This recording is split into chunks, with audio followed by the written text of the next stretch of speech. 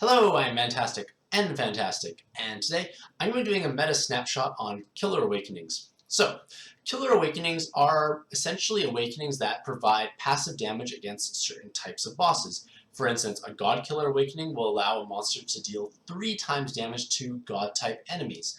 And this can become invaluable because it allows that monster to deal significantly more damage, along with having the chance to possibly stack different Killer Awakenings to deal even more damage. For instance, a lot of cards nowadays are being released with 2 or more Killer Awakenings, and that will actually allow them to deal significantly more damage, because let's say you had a Devil Dragon Killer Awakening on a monster, and you're against a Zerog Infinity. It would actually allow you to deal 9 times damage for that one particular monster. So great burst damage potential there. Furthermore, with the introduction of these new Latent Tamadras, which you see pictured here, being a drop from Arena 3, players are now able to actually help customize a card to their liking in order to provide significantly more burst damage for them. So, the main idea of Killer Awakenings is to obviously kill a boss faster. So this article will explain their uses, where they are valuable, how to basically take advantage of them the most, as well as where those drawbacks can be found, in addition to how you can utilize the ones that invade in Arena 3. So one last thing to mention is that in-game now, when you have a Killer Awakening deal damage to a boss, it will actually flash up in larger numbers in white and kind of rainbowy colors, along with playing kind of an explosion-ish sound. So, as I mentioned just beforehand, Killer Awakenings are basically a special kind of awakening that are unlocked via Tamadras in order to provide 3 times damage against a particular boss. So, as you can see here, there's basically God, Dragon, Devil, Machine, Healer, Physical, Balance, Attacker, things that are not that important, Killer Awakenings. So, if monsters do possess those Killer Awakenings, they deal 3 times damage, and they can stack. So, as I mentioned before, if they had, say, Dragon Devil Killer, they do 9 times damage to Zerog Infinity. So, this is a great way to add significant amounts of burst damage as well, because this is actually purely passive. You don't actually have to match any more combos, you don't have to do more actives. All you have to do is simply have that card in your team and face the corresponding boss. In addition, we also have the Killer Awakenings from Arena 3, and these are Latent Awakenings, so they are added onto monsters in place of, say, Skill Delay Resist or Rainbow Resist. And each of these provide 50% damage, and again, they stack. And finally, we actually have these multiplayer boost awakenings. And multiplayer or co-op boost awakenings provide 50% stats at all times, and those stats obviously include the attack component. So monsters with the multiplayer boost will be dealing 50% more damage, provided you are playing in co-op. This is actually lost if you disconnect, so just keep that in mind. So, where to use these Killer Awakenings? So, due to the nature of how they add passive damage for doing absolutely nothing except for fighting that particular encounter, you want to try and maximize your efficiency when farming. So, generally speaking, Puzzle & Dragons is a very grind-oriented game, in the sense that we actually repeatedly play certain dungeons over and over again to acquire specific drops, or pluses, or whatever you are chasing. So, when you're playing a dungeon, say 10, 20, 30, or even 100 times in a row, you want to naturally maximize that efficiency, because it can become a little boring or grindy, if you may.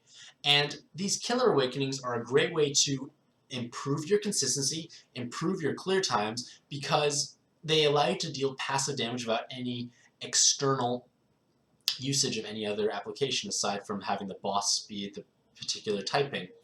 So in order, like a lot of players have been using to improve their consistency, is by using Awoken Liu Bei or Awoken Liu Bei style teams, in that you press a button, you swipe the floor, it does damage. Now obviously the damage can range depending on what type of pairings you're using, but the idea is it's fast and it's efficient. It obviously is an active skill, but there's no comboing required, and provided you don't press the wrong active skill, it becomes a lot easier to do.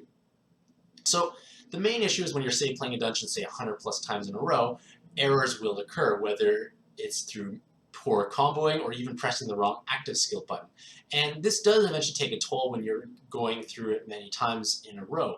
So with these Killer Awakenings, you can mitigate that risk, because you will have enough damage with, say, less actives or less combos, so you have to do less work on your own part. So say you have to make, say, 1 less combo and use 1 less active skill over the course of, say, 50 runs, that's a lot of time saved, as well as mental stamina. So the idea of Killer Awakenings is to improve that consistency when you're farming a dungeon repeatedly, because you know what's going to appear, you know you're going to have this guaranteed damage against it. So for example, when I'm farming Special Descend Rush, I utilize Killer Awakenings, especially Dragon, because it'll allow me to deal 3 times damage against 5 of the 6 floors. And this allows me to not have to worry about how many enhanced orbs are on the board for floor 1. It allows me to do no passes or no skips, so I can one-shot Zerog through his shield. And basically it allows me to go through the dungeon much faster with less worry. So Killer Awakenings are a great way to improve your efficiency when playing a dungeon over and over again. In addition, you can use Killer Awakenings to overcome a challenging boss. Now, there are a lot of content in Puzzle & Dragons which you actually only play maybe once or twice, and hopefully you clear it and it's done with and never touch it again. A great example of this is the one-shot challenges, in which once you achieve your first clear, you actually can't even play it again. So Killer Awakenings, when you understand what you're fighting against, can be invaluable there because it will allow you to basically bypass certain floors with ease. Again, you may save yourself an active skill or the sheer number of combos required, and again, that will improve your consistency. We're going for maybe like a Hail Mary one-time clear, so this is a great way to improve your chances of passing a challenging dungeon or encounter. And last but not least is ranking dungeons. Now, this is kind of a newer trend with ranking dungeons, is to use these Killer Awakenings to improve your output, because generally speaking, in a ranking dungeon, you want to go as fast as possible, and sometimes that means using less actives and less combos. So if you're having a monster that's dealing passive damage for free, you might save yourself an active skill here or there, or a number of combos, thus improving your overall score. So killers are a great way to basically go through the dungeon faster, in addition to helping you reach that damage cap of 40 million to achieve 10,000 bonus points. For instance, in the last ranking dungeon we did play through, I utilized Killer Awakenings very heavily in order to have an easier time throughout the entire run. So now that Killer Awakenings obviously sound great and all, where are they problematic? So due to the fact that one card or multiple cards, if you're using multiple subs or cards with Killer Awakenings, are dealing 3 times damage to a particular encounter, it makes it nearly impossible to control your damage adequately.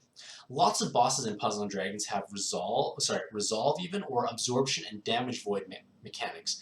And with those absorption and damage void mechanics, you are unable to bypass a certain threshold, otherwise the damage is either healing the boss or being voided altogether. So when one card's dealing 3 times more damage than everyone else, relatively speaking, you are not going to be able to control your damage. It's going to be healing the boss, and that can basically get you killed in many scenarios. And if you try and lower your damage enough so that one card isn't doing too much, you're going to be doing too little overall. So it's just a problematic situation overall to be in. And this is the main issue where Killer Awakenings falter. So this has most applications in arena-style dungeons where the spawns are not fixed.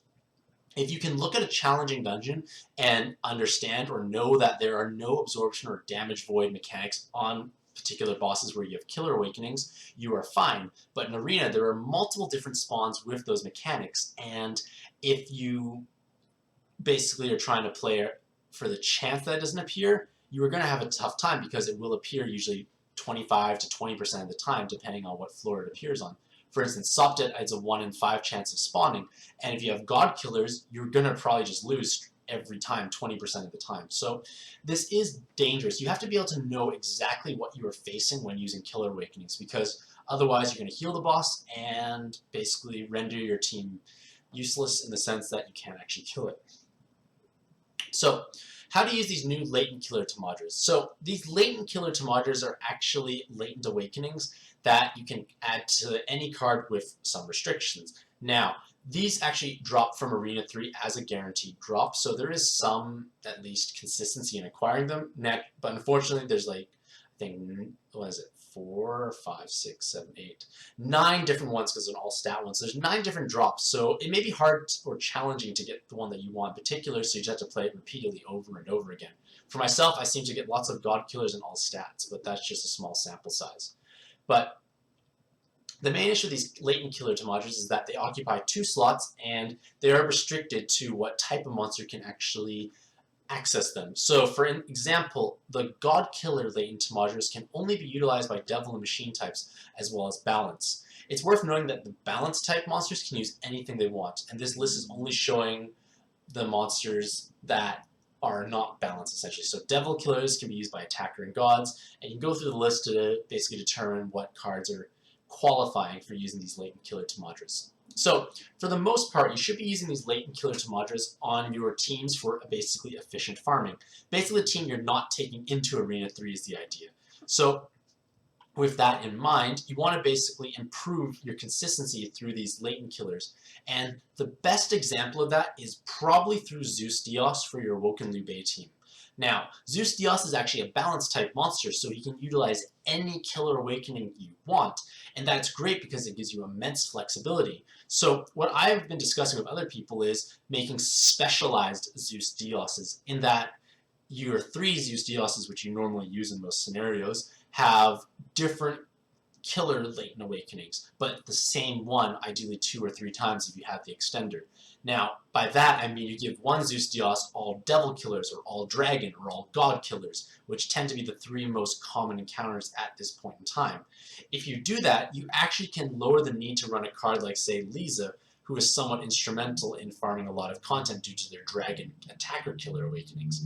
If you're able to get enough of the Dragon Killers on your Zeus Dios, you can kind of mimic that and lower the need on actually rolling a Lisa. So this gives you great flexibility, as well as offering you the opportunity to basically abuse a Zeus Dios in the ranking dungeons in the future, because you can pick, oh, I want a Zeus Dios with a bunch of God Killers. Here we go, using him, and I can hit damage cap with ease against certain encounters. So for the most part, you are probably not going to replace SDRs on important cards. However, in the case of Zeus Dios, I want to make the point that you can feasibly drop your SDR awakenings, basically skill, delay, resist, and use the farmable card Ras instead and inherit her. Because a standard Liu Bei Dios team with, say, a Liu Bei plus 3 Dioses in co-op, so basically that times 2, yields 16 skill boosts in total. Your sub for each team will add varying amounts, but you need a total of 36 if you have a max skilled Dios and an unskilled Ras to actually cap out. So there's basically no chance you're going to have the new Ras skill charging up in time for your button farming team. It's just not going to happen. So with that in mind, you are able to safely inherit Ras on top of your Zeus Dios and put the killer latents over top of the SDRs that you may have had beforehand. Not only will Ras give you the skill delay protection, but she will also provide you with a small stat bonus, so it's a win-win overall. And you basically will be able to farm dungeons much more efficiently with your newly revamped Zeus Dios. Naturally, you can use this scenario anywhere else you want, but Zeus Dios just happens to be the most universal example because of balance typing and the fact that it is farmable. So in conclusion, the Killer Awakenings overall are a great way to add extra damage to your team. This damage is passive and will basically allow that card to hit spectacular amounts of burst damage with ease. Unfortunately, there is no on-off switch, so you cannot turn it off in order to avoid damage, void, and absorption mechanics. So you have to be careful when taking them into dungeons where those mechanics exist.